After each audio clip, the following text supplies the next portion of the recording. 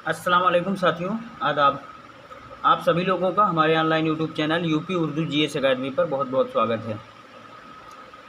साथियों, आज मैं आप सभी लोगों को एक ऐसा पेपर करवाऊंगा जो 2-3 एग्ज़ाम के लिए बहुत ही महत्वपूर्ण है। 2 या 3 एग्ज़ाम्स के लिए, जैसे कि उत्तर प्रदेश लोक सेवा आयोग अपने जो भी पेपर करवाता है, उन सभी एग्ज़ामों के लिए ये जो पेपर मैं करवाने जा रहा हूँ ये बहुत ही इम्पॉर्टेंट है। जैसे कि आरओ हुआ, इसके साथ साथ जीआईसी में जो जीएस आएगा पोर्शन वो हुआ।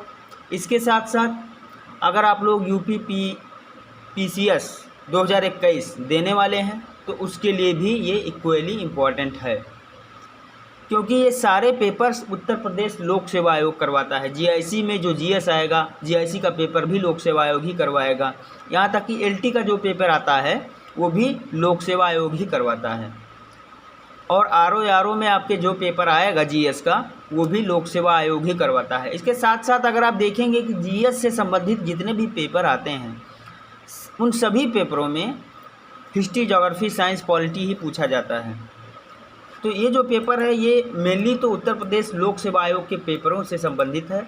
जैसे आरओ उत्तर प्रदेश लोक सेवा आयोग का जो पेपर है आरओ, यूपी पीसीएस है, जीआईसी है, साथ ही साथ जो जीआईसी में आएगा ना 40 नंबर का पोर्शन उसके लिए। तो ये आप लोग देखें, बहुत ही इम्पॉर्टेंट ये पेपर है।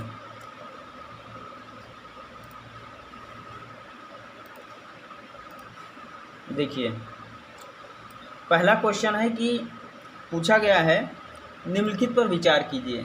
ऐसे ही जो भी इम्पॉर्टेंट क्वेश्चंस हैं, तमाम इम्पॉर्टेंट क्वेश्चंस आपके इस पेपर में मिलेगा। आप लोग देखिए और समझिए। पूछ रहा है कि निम्नलिखित पर विचार कीजिए, और ये भी पूछ रहा है कि ये जो ऑप्शन दिए हुए हैं, नींबू है, गाजर है, संतरा है और मूली है, इन चारों में से पूछ रहा है कि विटामिन सी किसमें सबसे ज़्यादा समृद्ध रूप से है, सबसे ज़्यादा किसमें है। ऑप्शन है नीचे 1 और 2 में है, या 2 और 3 में है, या 1 और 3 में है, या 2 और 4 में है। तो नींबू, गाजर, संतरा, मूली दिया हुआ है। अब इसमें से आपको चुनना है कि किसमें किसमें ज़्यादा है। आप सभी लोग जानते हैं जो विटामिन सी होता है साथियों, नींबू में प्रचुर मात्रा में पाया जाता है, और किसमें, और अगर आप देखें तो संतरे में। तो ऑप्शन आपका 1 और 3 हो जाएगा। ये तीसरा वाला जो है सी वाला ऑप्शन 1 और 3, तो ऑप्शन नंबर सी आपका बिल्कुल सही है। डिस्क्रिप्शन इसका लिखा हुआ है, पढ़ लेते हैं थोड़ा। विटामिन सी का रासायनिक नाम क्या है? एस्कॉर्बिक अम्ल। एक क्वेश्चन आपका यहाँ से मिल गया। सुमेलित करवाने के लिए आता है कि विटामिन सी के सामने लिख देता है दूसरा नाम, और आपको सुमेलित करना रहता है। तो विटामिन सी का रासायनिक नाम क्या है? एस्कॉर्बिक अम्ल है। शरीर में इसकी कमी से स्कर्वी रोग हो जाता है। आंवला, नींबू, संतरा और टमाटर इसके समृद्ध स्रोत हैं। आंवला, नींबू, संतरा और टमाटर, ये आप ध्यान में रखिएगा। अगले सवाल पे चलते हैं। पूछा है निम्नलिखित कथनों में से कौन सा सही नहीं है। अब इनमें से 4 ऑप्शन दिए गए हैं आपके, और चारों में से 3 तो सही होगा, एक ऐसा ऑप्शन होगा जो सही नहीं होगा, वही आपको चुनना है। पहला है पौधे स्टार्च के रूप में भोजन का संचयन करते हैं। ये बिल्कुल सही है, बिल्कुल सही है। स्टार्च के रूप में ये भोजन का संचयन करते हैं, संचित करते हैं, मतलब इकट्ठा करते हैं। फिर आलू का खाद्य योग्य भाग स्तंभ कंद होता है, ये भी बिल्कुल सही है। आलू का जो खाने योग्य भाग है वो कंदमूल होता है, बिल्कुल सही है। तीसरा है गन्ने के पौधों में शर्करा का संचयन तने में होता है, ये भी बिल्कुल सही है। गन्ने के जो पौधे होते हैं उनमें शर्करा का जो संचित भंडार होता है वो तने में होता है, ये भी बिल्कुल सही है।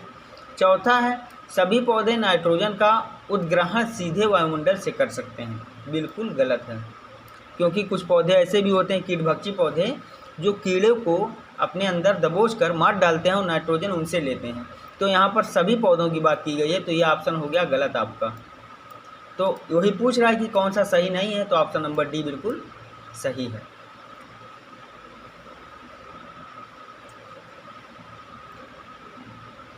अगले सवाल पे चलते हैं।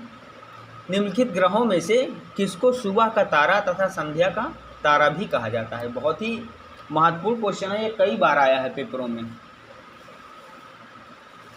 कि कौन सा ग्रह ऐसा है कि जिसको सुबह का तारा कहते हैं और संध्या का तारा भी कहते हैं? कौन सा ऐसा ग्रह है जिसको सुबह का तारा भी कहते हैं और संध्या का तारा भी कहते हैं? ऑप्शन है बुध, शुक्र, मंगल, शनि। तो जो शुक्र है साथियों, मैं आपको बता दूं, जो शुक्र है उसको सुबह का भी तारा कहते हैं और संध्या का भी तारा कहते हैं। ध्यान में रखिएगा, भूलिएगा नहीं। शुक्र को सुबह का तारा और भोर का तारा, यानी सुबह और भोर एक ही है, सुबह का तारा या भोर का तारा, तथा संध्या का तारा भी कहा जाता है। किसको? शुक्र ग्रह को। ये ध्यान में रखिएगा। शुक्र भले ही सूर्य के सबसे निकट का ग्रह नहीं है, किंतु यह सबसे गर्म ग्रह है। अब पूछ लिया जाए कि सबसे गर्म ग्रह कौन सा है, तो आप शुक्र के ऊपर निशान लगाएंगे। इसमें green house gas, carbon dioxide और सल्फ्यूरिक अम्ल से बने बादलों से भरा एक मोटा वातावरण है जो शुक्र को गर्म रखता है। शुक्र का आकार लगभग पृथ्वी के समान है, इसी कारण इसे पृथ्वी की जुड़वा बहन कहते हैं। कभी कभी क्वेश्चन कई बार पूछा गया है कि पृथ्वी की जुड़वा बहन कौन से ग्रह को कहा जाता है, तो शुक्र ग्रह को पृथ्वी की जुड़वा बहन कहा जाता है। और है कि शुक्र अन्य ग्रहों से भिन्न है क्योंकि यह पृथ्वी और अन्य ग्रहों के विपरीत सूर्य की परिक्रमा करता है। सभी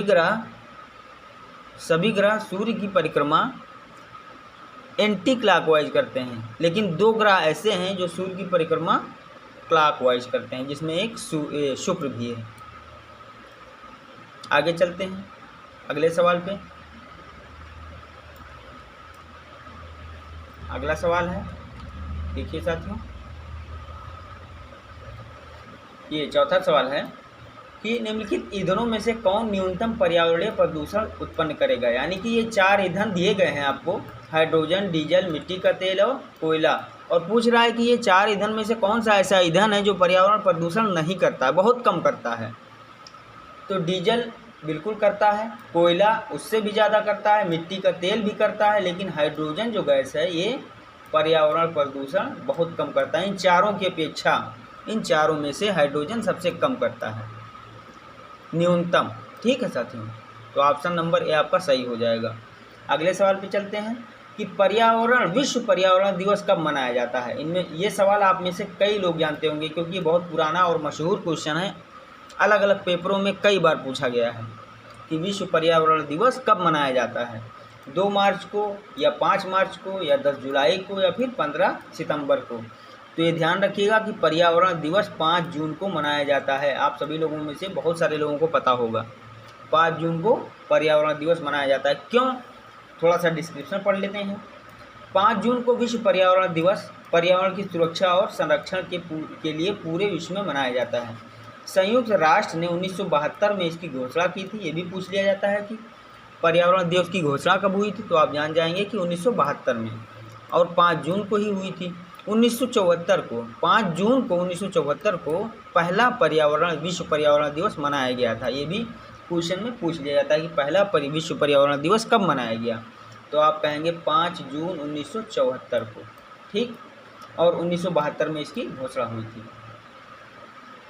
तो यहाँ से आपको 3 क्वेश्चन मिल गए। अगला सवाल है, भूकंप की तीव्रता का मापन किससे होता है। तो आप सभी लोग जानते हैं, 90% लोग जानते होंगे कि रिएक्टर पैमाने पर भूकंप की तीव्रता का मापन किया जाता है। अगला सवाल है, सिंधु नदी का उद्गम कहाँ से है। सिंधु नदी का उद्गम कहाँ से है, तो पहला ऑप्शन है हिमालय श्रृंखला से, दूसरा काराकोरम श्रृंखला से, तीसरा हिंदुकुश श्रृंखला से और चौथा कैलाश श्रृंखला से। तो आप सभी लोग जानते हैं कि जो जम्मू कश्मीर है उसके पूर्व में जम्मू कश्मीर है, ऐसे जम्मू कश्मीर है साथियों। मान लो भारत का ऊपरी हिस्सा, तो यहीं पर उसके बिल्कुल पूर्व में ही कैलाश श्रेणी ये कैलाश श्रेणी है, और यही कैलाश श्रेणी से सिंधु नदी का उद्गम होता है, और ये काराकोरम जो श्रेणी है उससे होते हुए और ये पाकिस्तान में चली जाती है। ठीक, सिंधु नदी। तो पूछ रहा उद्गम कहाँ से है, तो कैलाश श्रृंखला से। ऑप्शन नंबर डी बिल्कुल सही है। तो अगले सवाल पे चलने से पहले साथियों एक चीज़ और मैं आपसे रिक्वेस्ट करना चाहता हूँ कि साथियों हमारे चैनल को आप ज़्यादा से ज़्यादा शेयर करें। जो भाई बहन या जो लोग हमारे चैनल पे नए हैं या जिन लोगों ने अभी तक सब्सक्राइब नहीं किया है, प्लीज़ उनसे रिक्वेस्ट है कि हमारा चैनल जो है सब्सक्राइब कर लें और ज़्यादा से ज़्यादा लोगों के पास शेयर करें हमारे चैनल के वीडियो का लिंक, जिससे कि बहुत सारे लोग जुड़ सकें और हमारा हौसला भी अफजाई हो सके और अच्छी क्लास देने की हम कोशिश करें और लाइव भी आप सभी को हम तब पढ़ा पाएंगे। तो चलते हैं अगले क्वेश्चन पे। अगला सवाल है जो पूछा गया है कि विश्व का सबसे बड़ा महासागर कौन सा है। आप सभी लोग जानते हैं कि प्रशांत महासागर है, सबसे बड़ा महासागर प्रशांत महासागर है। अगले सवाल पे चलते हैं। ये उस समय का करंट अफेयर्स है जब ये पेपर हुआ था 2015 में, ये भी करंट अफेयर्स है, ये भी उस समय का करंट अफेयर्स है। ये देखिए 12वां क्वेश्चन कि निम्नलिखित में से कौन रक्त और लौह की नीति में विश्वास करता है। ये हिस्ट्री का है, मेडिवल हिस्ट्री का है। बलबन को आपने सुना होगा, बलबन रक्त और लौह की नीति पर चलता था। ऑप्शन नंबर बी बिल्कुल सही है। तो अगले सवाल पे चलते हैं।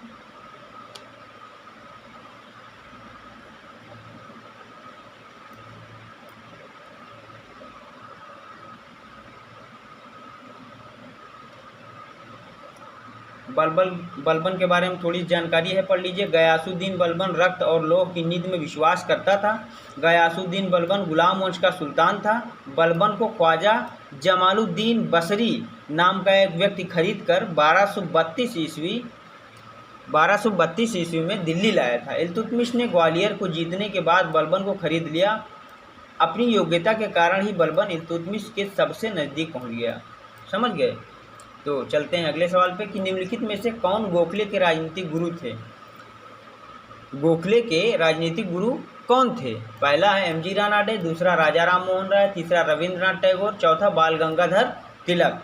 तो मैं आपको बता देना चाहता हूँ कि जो गोखले के राजनीतिक गुरु थे साथियों, वो थे एम जी रानाडे। गोपाल कृष्ण गोखले के जो राजनीतिक गुरु थे वो एम जी रानाडे थे। इसका डिस्क्रिप्शन थोड़ा देख लीजिए कि गोपाल कृष्ण गोखले के राजनीतिक गुरु एम जी रानाडे, महादेव गोविंद रानाडे इनका पूरा नाम था, इसलिए इनको एम जी रानाडे कहते हैं। गोखले भारतीय राष्ट्रीय कांग्रेस के एक नरमपंथी नेता थे। उन्होंने 1905 में सर्वेंट ऑफ सोसाइटी की स्थापना की। पूछ लिया जाए सर्वेंट ऑफ सोसाइटी की स्थापना किसने की, तो गोपाल कृष्ण गोखले ने की थी, जिससे नौजवानों को सार्वजनिक जीवन के लिए प्रशिक्षित किया जा सके। इसलिए उन्होंने सर्वेंट ऑफ सोसाइटी जो है नामक संस्था की स्थापना की थी 1905 में। अगला सवाल है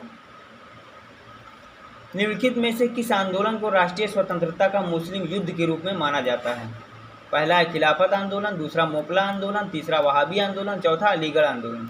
तो आप लोग जानते हैं कि जो पहला मुस्लिम युद्ध के रूप में जाना जाता है जो आंदोलन, वो खिलाफत आंदोलन था, क्योंकि जो तुर्की के खलीफा थे उनके पक्ष में आंदोलन हुआ था, इसलिए इनमें मुस्लिम की संख्या ज़्यादा थी, सिर्फ मुस्लिमों की संख्या थी, इसलिए ये पहला मुस्लिम युद्ध माना जाता है। चलते हैं अगले सवाल पे कि जलियांवाला बाग त्रासदी से जुड़ा सैन्य अधिकारी निम्नलिखित में से कौन था। पहला आर्थर वेलेस्ली, दूसरा मैनसन, तीसरा स्लीमन और चौथा डायर। आप सभी लोग जानते हैं, 95% लोग जानते होंगे कि डायर ही था, जनरल ओ डायर, जिसने गोली चलवाई थी। ये है मैथ का सवाल, इसको छोड़ते हैं, चलते हैं अगले सवाल पे। अगला सवाल साथियों बहुत ही महत्वपूर्ण है। निम्नलिखित में कौन सही सुमेलित नहीं है पूछा गया है। पहला ऑप्शन है कि भारतीय विदेशी व्यापार संस्थान नई दिल्ली में है। कह रहा है कौन सुमेलित नहीं है, यानी कि 3 ठो तो सुमेलित होगा, एक ही ऐसा होगा जो सुमेलित नहीं होगा, वही आपको बताना है। तो भारतीय विदेशी व्यापार संस्थान ये दिल्ली में है, ये बिल्कुल सही है। प्रधानमंत्री ग्राम सड़क योजना चंद्रशेखर आज़ाद, ये गलत है। प्रधानमंत्री ग्राम सड़क योजना चंद्रशेखर आज़ाद ने, ये बिल्कुल गलत है भाई, ये सही नहीं है।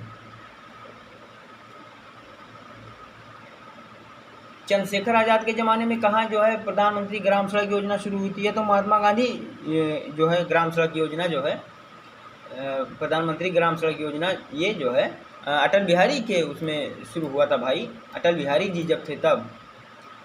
तीसरा है राष्ट्रीय ग्रामीण विकास संस्थान हैदराबाद, ये बिल्कुल सही है, राष्ट्रीय ग्रामीण विकास संस्थान हैदराबाद में है। विक्रम साराभाई अंतरिक्ष केंद्र तिरुवनंतपुरम में है, ये बिल्कुल सही है। तो पहला, तीसरा और चौथा बिल्कुल सही है। जो दूसरा वाला ऑप्शन है चंद्रशेखर वाला, प्रधानमंत्री ग्राम सड़क योजना, ये अटल बिहारी वाजपेयी जो प्रधानमंत्री थे उस समय, तो उन्हीं ने आरंभ किया था सन 2000 में। डिस्क्रिप्शन में लिखा हुआ है साथियों, देख लीजिए। तो ऑप्शन नंबर बी बिल्कुल सही हो जाएगा। अगला सवाल है कि भारतीय जनगणना 2011 के अनुसार भारत के निम्नलिखित राज्यों में किसमें लिंगानुपात सबसे कम है? पंजाब में कि बिहार में कि हरियाणा में कि सिक्किम में? आप सभी लोग जानते होंगे कि हरियाणा में जो लिंगानुपात है वो सबसे कम है। लड़के और लड़कियों का जो अनुपात है वो हरियाणा में सबसे कम है। ठीक है साथियों, 1000 पुरुषों पर जितनी लड़कियां होती हैं, 1000 पुरुषों पर जितनी महिलाएं की संख्या होती है उसी को लिंगानुपात कहते हैं। तो हरियाणा में 1000 पुरुषों पर बहुत कम महिलाएं हैं। कितनी? 879। लेकिन जम्मू कश्मीर में 889, पंजाब में 895 और केरल में 1084। तो 1000 पुरुषों पर स्त्रियों की संख्या हरियाणा में सबसे कम है, इसलिए इसी को लिंगानुपात कहते हैं और हरियाणा में सबसे कम है। ऑप्शन नंबर सी बिल्कुल सही हो जाएगा। अगला सवाल है, निम्नलिखित में से किस पंचवर्षीय योजना में भारत की विकास दर सर्वाधिक हुई? किस पंचवर्षीय योजना में भारत की विकास दर सर्वाधिक हुई? 8वीं पंचवर्षीय योजना या 9वीं या 10वीं या 11वीं? तो जो 11वीं पंचवर्षीय योजना थी, 11वीं जो पंचवर्षीय योजना थी 2007 से लेकर 2012 तक, ये डिस्क्रिप्शन में लिखा हुआ है। 2007 में 12वीं पंचवर्षीय योजना चलाई गई थी। इसमें भारत का विकास दर बहुत ज़्यादा हो गया था। लगभग 9% की सकल घरेलू उत्पाद की वृद्धि दर निर्धारित की गई थी और 9% निर्धारित की गई थी, जिसमें जो है संशोधन के बाद घटाकर 8.1% किया गया और बाद में 8% सकल घरेलू उत्पाद की वृद्धि प्राप्त की गई, 8% प्राप्त की गई थी। तो यहाँ सबसे ज़्यादा थी, भारत का जो है विकास दर सर्वाधिक था इसी 11वीं पंचवर्षीय योजना में। ऑप्शन नंबर डी बिल्कुल सही हो जाएगा। फिर है स्वर्ण जयंती ग्राम स्वरोजगार योजना। स्वर्ण जयंती ग्राम स्वरोजगार योजना SGSY को लागू किया गया था। कब लागू किया गया था पूछा है, तो 1999 में लागू किया गया था। ये आसान सवाल है, ऑप्शन नंबर बी बिल्कुल सही हो जाएगा। फिर है, ये क्वेश्चन तो कटा हुआ है, सुमेलित करना था इसको। हीरा, संगमरमर और तो अगले पेज पे है, खैर देखते हैं। तो ये जो क्वेश्चन था साथियों, हीरा, संगमरमर, बालू और स्नेह, किसको सुमेलित करना था? हीरा में कार्बन की मात्रा, संगमरमर में कैल्शियम की मात्रा, बालू में सिलिकॉन की मात्रा और स्नेहक में ग्रेफाइट की मात्रा। ये सुमेलित वाला दिया हुआ है, डिस्क्रिप्शन हम बता रहे हैं, इसको ध्यान में रखिएगा। कभी भी ये सुमेलित करने के लिए आएगा तो हीरे में हमेशा कार्बन की मात्रा, संगमरमर में कैल्शियम की, बालू में सिलिकॉन की, स्नेहक में ग्रेफाइट की। अगले सवाल पे चलते हैं। पूछ रहा है कि कौन निम्नलिखित में से कौन शुष्क बर्फ कहते हैं? किस चीज़ को शुष्क बर्फ कहते हैं? पहला ऑप्शन है ठोस कार्बन डाइऑक्साइड को, या ठोस हाइड्रोजन पेरोक्साइड को, या निर्जलीकृत बर्फ को, या 273 केल्विन पर जमी हुई बर्फ को। तो जो ठोस कार्बन डाइऑक्साइड होता है साथियों, उसी को हम शुष्क बर्फ कहते हैं। ऑप्शन नंबर ए बिल्कुल सही हो जाएगा। अगला सवाल है, निम्नलिखित तत्वों में से किसके अपरूप नहीं है? कार्बन के, या फास्फोरस के, या नाइट्रोजन के, या ऑक्सीजन के? तो ये क्वेश्चन जो है ऐसा क्वेश्चन है कि इसमें जो है कार्बन के भी अपरूप पाए जाते हैं, फास्फोरस के भी अपरूप पाए जाते हैं, नाइट्रोजन के भी पाए जाते हैं और ऑक्सीजन के भी पाए जाते हैं। ये चारों ऑप्शन सही है।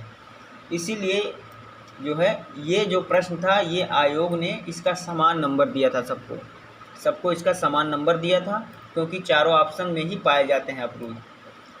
कोई ऐसा जो लिखा नहीं है, कार्बन और फास्फोरस और नाइट्रोजन और ऑक्सीजन सबके अपरूप पाए जाते हैं। इसीलिए आयोग ने इस क्वेश्चन पर सबको समान एक नंबर दिया था। अगले सवाल पे चलते हैं। लिफ्ट में किसी पिंड का आभासी भार उसके वास्तविक भार से अधिक होता है यदि लिफ्ट नियत गति से ऊपर जाती है, नीचे की ओर त्वरित होती है, नियत वेग से जाती है, या ऊपर की ओर त्वरित होती है। तो जब लिफ्ट ऊपर की ओर चलती है ना, ऊपर की ओर, तब उस समय वास्तविक भार से अधिक भार लगता है। आभासी भार पिंड का कोई भी व्यक्ति जब होता है उसको उसके वास्तविक भार से उसका भार अधिक लगता है जब लिफ्ट ऊपर की तरफ जाती है। ऑप्शन नंबर डी बिल्कुल सही है। अगले सवाल पे चलते हैं साथियों।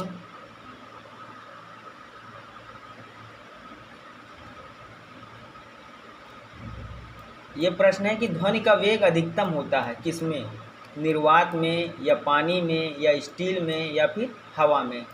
तो मैं आपको बता देना चाहता हूँ कि जो ध्वनि का वेग होता है वो अधिकतम कब होता है, स्टील में अधिकतम होता है, स्टील में।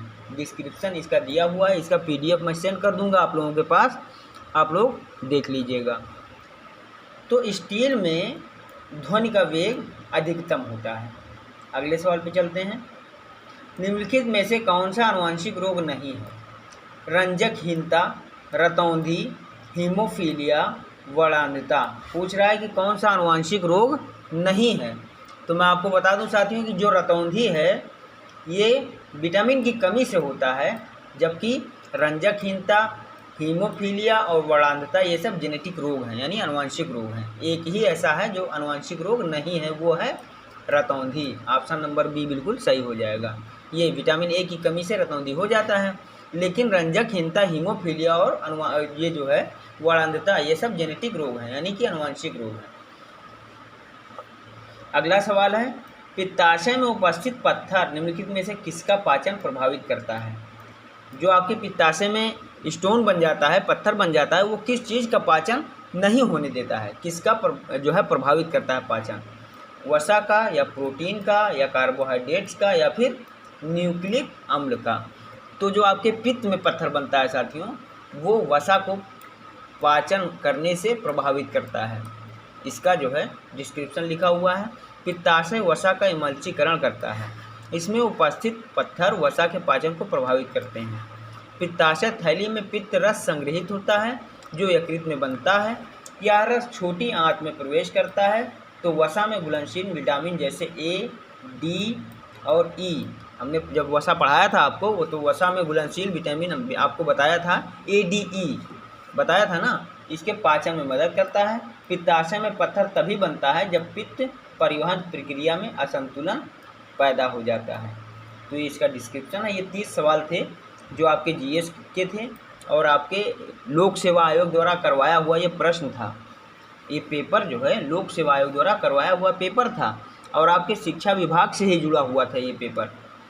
ये मैं बता दूं आपको कि ये देखिए साथियों, ये ऊपर लिखा हुआ है, ऊपर मैं दिखा दूं आपको, उत्तर प्रदेश GDC प्रवक्ता परीक्षा।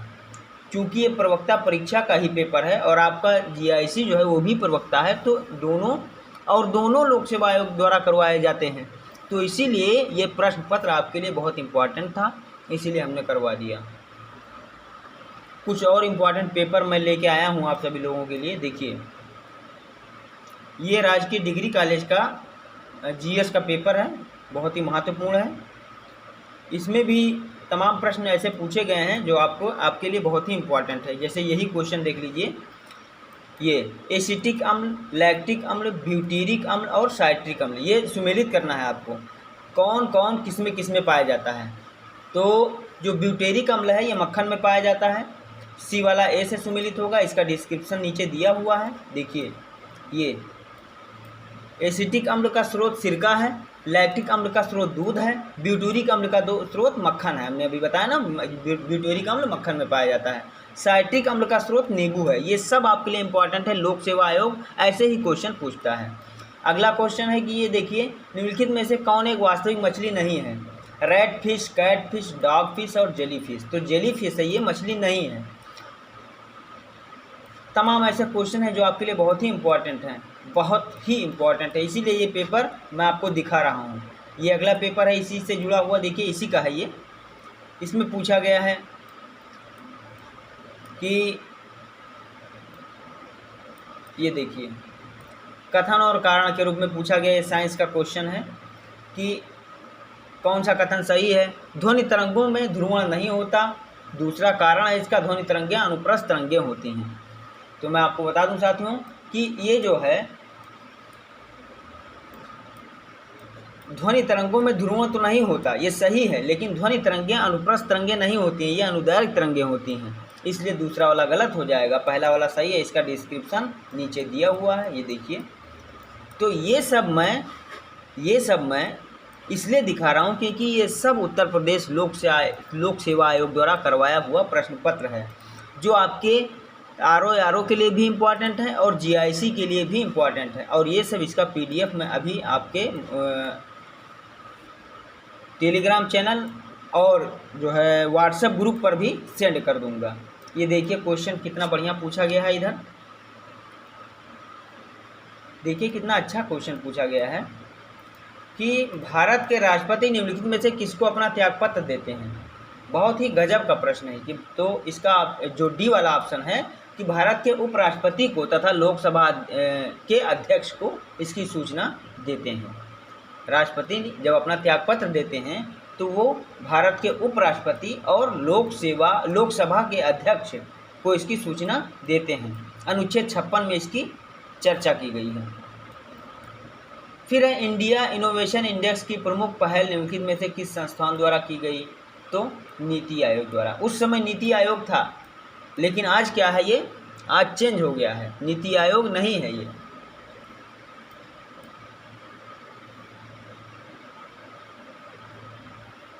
तो ये देखिए अगला सवाल है, इसी में रीजनिंग का सवाल आया हुआ है। तो जो रीजनिंग के सवाल हैं और जो मैथ के सवाल हैं, आप लोगों से गुजारिश है कि वो आप लोग करते रहें अपने स्तर से। बाकी जो GS से संबंधित रिलेटेड जितने भी क्वेश्चन आएंगे वो मैं आपको करवाता रहूँगा। ये देखिए क्वेश्चन है, बहुत ही अच्छा क्वेश्चन है, कई बार ये पूछा गया है,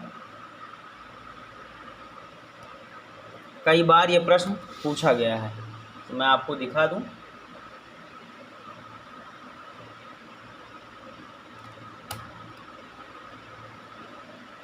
ये प्रश्न ये है कि जो है बाघ की गुफाएं पूछ रहा है कि कहाँ पर है। देखिए निम्नलिखित राज्यों में से बाघ गुफाएं किसमें स्थित हैं, मध्य प्रदेश में या बिहार में या उत्तर प्रदेश में या राजस्थान में। तो जो बाघ की गुफाएं साथियों वो मध्य प्रदेश में है, आप सभी लोगों को पता होना चाहिए, बाघ की गुफाएं मध्य प्रदेश में हैं। तो जो इम्पोर्टेंट क्वेश्चंस हैं ये उत्तर प्रदेश लोक सेवा आयोग द्वारा करवाया गया प्रश्न पत्र है। और आप लोगों से ये मेरा गुजारिश है, निवेदन है कि आप जितने भी पेपर मैं हल करवाता हूँ आप उनको ज़रूर हल करिए और पूरा पेपर देखिए, पूरा अंत तक वीडियो देखिए, क्योंकि सारे क्वेश्चन इंपॉर्टेंट हैं। आपके GIC में इधर ही से आएगा और कहीं से नहीं आएगा, इधर ही से पूछे हुए प्रश्न रिपीट होते रहते हैं। लोक सेवा आयोग तो ज़रूर रिपीट करता है। और अलग अलग क्वेश्चंस पेपर आपको मैं करवाता रहता हूं, अलग अलग इम्पॉर्टेंट जो भी मुझे मिलता है वो आपको मैं करवाता रहता हूं, सिर्फ इसलिए कि आप लोग इन लोगों को देखिए, इन प्रश्नों को देखिए, इन प्रश्नों को हल करिए और अपने आप की तैयारी को आंकिए, मजबूत करिए। तो पूरा वीडियो देखने के लिए बहुत बहुत धन्यवाद। ये पूरा PDF बनाकर मैं ग्रुप पर भेज दूँगा। आप सभी लोगों का बहुत बहुत धन्यवाद, बहुत बहुत शुक्रिया।